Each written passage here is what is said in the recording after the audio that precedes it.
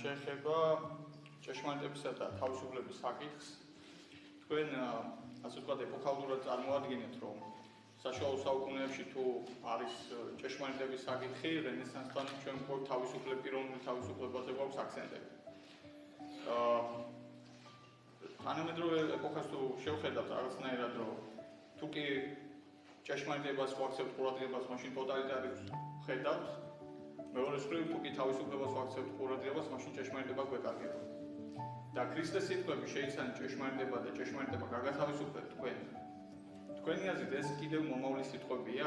ანუ თუ კი თქვათ ეპოქალურად ვიაზრებთ, რომ არის თავისუფლება რენესანსთან, რენესანსში, შუა საუკუნეებში ონტოლოგიის საკითხია.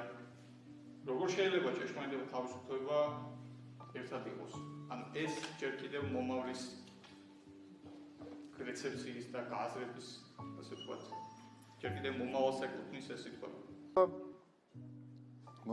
ეს მომავლის საქმეა თუ არა, ცნოთ ჭეშმარიტება. აქ მე ორი რაღაცა ვილაპარაკე. პირველი ვილაპარაკე არსი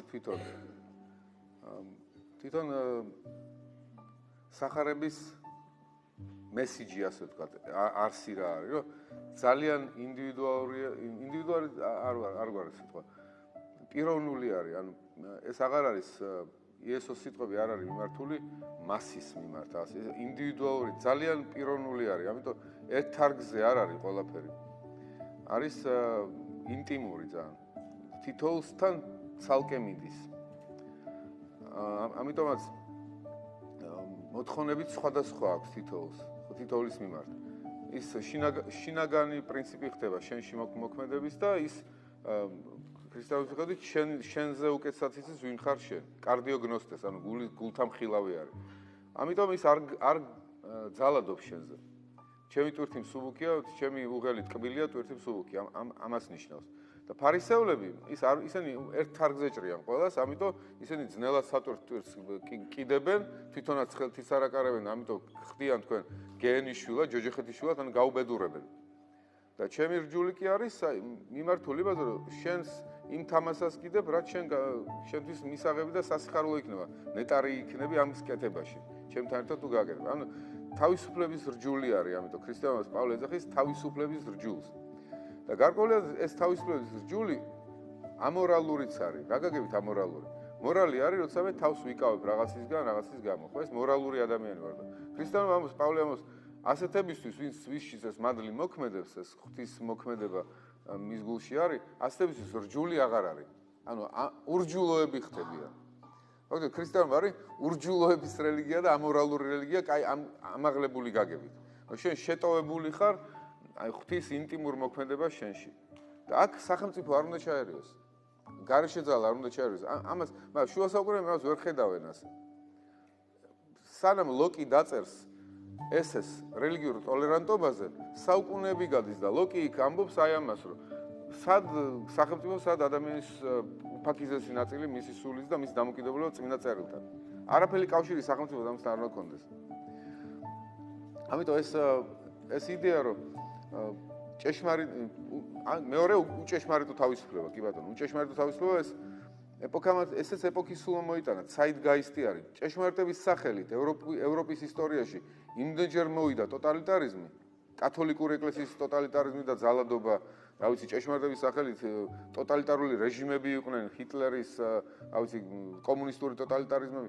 იმდენჯერ მოხდა ჭეშმარიტების სახელით და დიდი ბოროტებები, რომ ჭეშმარიტება გადავიდა უკანა პლანზე და გადმოვიდა პირიქით წინ წამოვიდა ადამიანის უფლება და ადამიანის უფლება სიცოცხლე ქონდეს და თავისი აზრი ქონდეს, როგორიც უნდა ისეთი და დაცული იყოს მისი ეს უფლება, რომ გამოთქვას კიდეს ეს აზრი. მარტო ამირანგულში მგარდა კი არა, ინსტიტუციურად დავიცვათ ადამიანის უფლება, რომ გამოხატოს ყველაფერი კანონის ფარგლებში. ეს ჯონ სტუარტ მილის ესე თავისუფლებაზე on liberty, ხო? აი ამაზეა ზუსტად. რომ ეს სივრცე დაიბადოს ევროპაში. ამაზე მეტი არც უთქვავს არაფერი ესე on liberty-ს, მეტი არც თქმულა არაფერი ლიბერალიზმში. და სწორია ეს ლიბერალიზმი ძალიან კარგი არის ამ გაგებით. მაგრამ მარტო ეს როცა ხდება და ანაცვლებს ლიანად ჭეშმარიტებას, ესეც პრობლემაა. იმიტომ რომ მე ლოგიკა იქეთკენ მიდის, რომ შენ თუ მარტო ეს ასე უყურებს სამყაროს, მარტო ამ ჭრილში და ჭეშმარიტება აღარა გაქვს, ვერც გზნობ, ვერც ყნოსავ ჭეშმარიტებას. როგორც აი, კანს კითხულობ წკრიალებს. ჯონ სტუარტ მილს კითხულობ, წკრიალი არ გესმის. თუმცა სწორს ამბობს, კი ეს სივრცე უნდა იყოს, კი ეს სივრცე იყოს. მაგრამ ეს სივრცე ანაცვლებს ჭეშმარიტებას თავისთავად. აი გემოს რა აღმოაჩინა ჭეშმარიტება და ეს სივრცეც იმიტომ ჭირდება რომ დაძაბულობის ველში იყო ჭეშმარიტების აღმოსაჩენად ეს იკარგება ჯონ სტუარტ მილთან და ეს თუ იკარგება ამას მიყავს მე კაცობრიობა ახალი ტიპის ძალადობისკენ რომ ვინც ჭეშმარიტების სახელით ლაპარაკობს და უბრალოდ ჭეშმარიტებას ამბობს მას ის მივაჩუმოთ იმიტომ რომ ის უკვე თავისთავად ჭეშმარიტება მოძალადე ტერმინი გამოდის შეიძლება ამიტომ ახალი ტიპის დევნა დაიწყოს ის ვინც ჭეშმარიტებას იძახის და ჭეშმარიტებას თუ აიძახის გამოდის რომ იერარქიას ადგენს და იერარქიას თუ მიდგენ ესე იგი შეიძლება ძალადობ ჩემზე მამცირებ